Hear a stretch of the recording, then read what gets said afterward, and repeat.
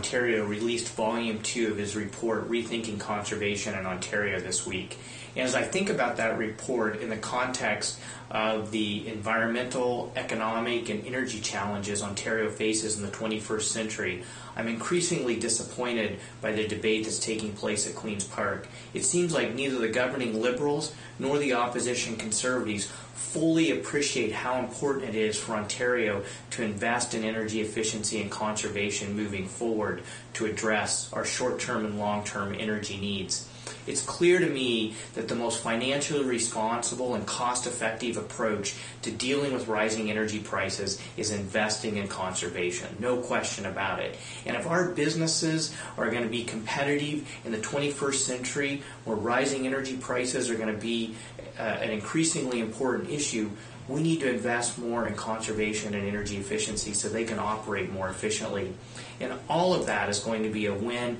for the environment and the economy.